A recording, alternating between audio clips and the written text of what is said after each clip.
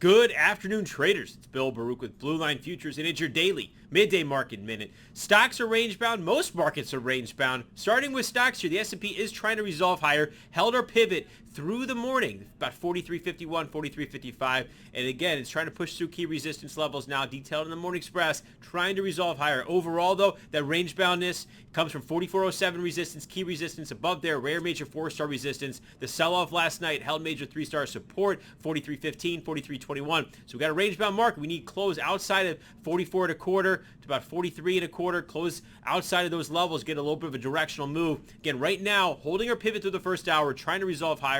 The NASDAQ trailing, it's just turning green around our pivot, about 14,007.25. So keep an eye on those. Now the Russell 2000 trying to lead higher. Some trendline resistance, but just above 22.40. We can start pushing through that. Maybe it will lead the other markets into tomorrow with some good strength. So all the levels detailed in the Morning Express. If you have any questions, give our trade desk a call. Now, crude oil similarly is range-bound too. Traded, washed out some of the bulls, some of the longs with a nice little swift move below $80 early. Then it rebounded, retested 81. We highlighted in the Morning Express, you want to see this hold about $80 to keep the bulls hungry going into the EIA data. Now, EIA data the last 2 weeks, it's been overall bearish, but the market has traded higher. So imagine we get a bullish report, the API after the bell, the official numbers here tomorrow. Consolidation is good for crude at this level, digesting those gains.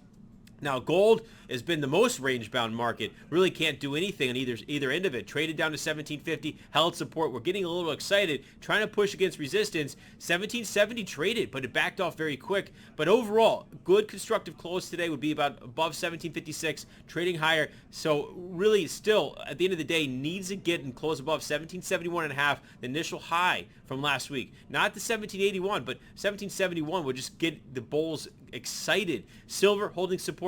Markets overall, they're holding this consolidation because the dollar is remaining pretty elevated. That's something you want to keep an eye on for commodities in general. The dollar moves lower, it's going to be powerful for commodities, but if it keeps edging higher, it's going to be a headwind for commodities. Give our trade desk a call. We're here to talk about anything on the board. 312-278-0500. Remember, though, futures trading involves substantial risk of loss and is not suitable for all investors.